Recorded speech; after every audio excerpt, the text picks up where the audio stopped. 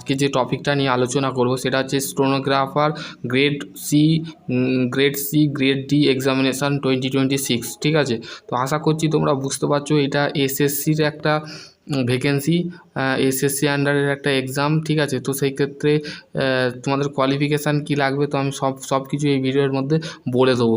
তো আশা করছি তোমাদের যদি আরও কোনো কোয়ারি থাকে অবশ্যই কমেন্ট সেকশানে কমেন্ট করে জানাবে যে ভিডিওটা কেমন লেগেছে।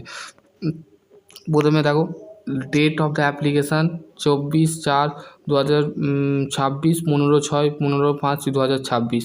ঠিক আছে, তো তোমাদের 24/4/2025 থেকে 2026 থেকে 15/5/2026। ঠিক আছে, অনলাইন অ্যাপ্লিকেশান হবে। ঠিক আছে, application charge correction, application form correction and the online payment charge 20/5/2026 থেকে 21/5/2026 তোমাদের কিন্তু সম্পূর্ণ হবে। এবার হচ্ছে ভ্যাকেন্সি, দেখো এখানে তোমাদের ভ্যাকেন্সি ক্লিয়ার করছে। টোটাল যে ভ্যাকেন্সি হচ্ছে 731টা ভ্যাকেন্সি আছে। ঠিক আছে,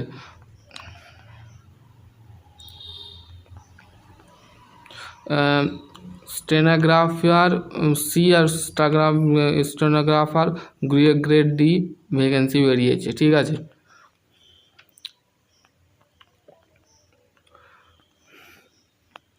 এক মিনিট। আমাদের অনলি মেল ক্যান্ডিডেট এটা অ্যাপ্লাই করবে, ফিমেল ক্যান্ডিডেট অ্যাপ্লাই করবে না, এখানে বলে দিয়েছে। Online candidate only male candidate of the eligibility of the vacancy, এখানে গ্রেড ডি আর গ্রেড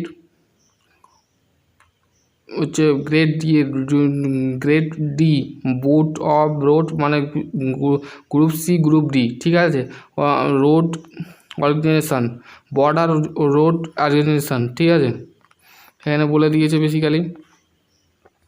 এবং ন্যাশনাল হতে হবে এবং সিটিজেন হতে হবে, ভারতের নাগরিক হতে হবে।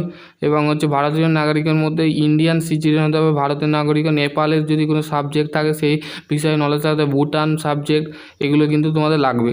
ঠিক আছে,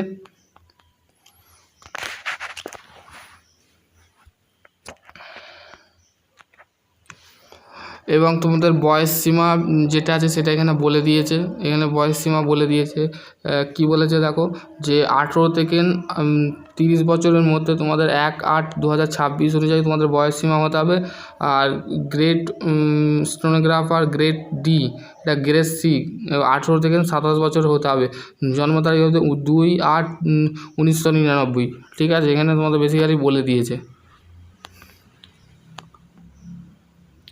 এখানে ছাড়ের বিষয় বলে দিয়েছে, ক্যাটাগরি দিয়েছে SC ST OBC PWD OBC ex serviceman, এগুলো সমস্ত কিছু দিয়ে দিয়েছে।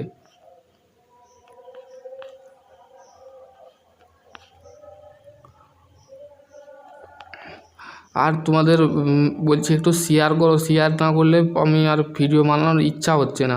তো একটু শেয়ার করো সবার সাথে, বন্ধুদের সাথে শেয়ার করো। তোমার যে সমস্ত বন্ধুরা আছে তাদের ঘরে শেয়ার করো। শেয়ার করলে আমি কিন্তু, এবার হচ্ছে তোমাদের কোয়ালিফিকেশান কী শিখে থাকতে হবে, চিফ মেডিকেল অফিসার, সিভিল সিগনোম্যান, মেডিকেল স্টুডেন্ট সুপারিনটেন্ডেন্ট। ঠিক আছে, এখানে তোমাদের কিন্তু বেসিক্যালি বলে দিয়েছে।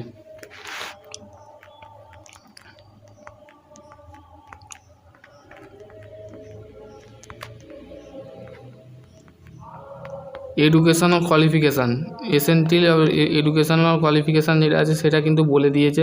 ঠিক আছে, educational qualification candidate must be 12 standard, মানে 12 ক্লাস পাস করতে হবে, HS পাস করতে হবে। এবং ইউনিভার্সিটি থেকে তোমাদের কিন্তু যে কোনো গ্র্যাজুয়েশান যে যারা করেছো তারাও এখানে অ্যাপ্লাই করতে পারো। ঠিক আছে,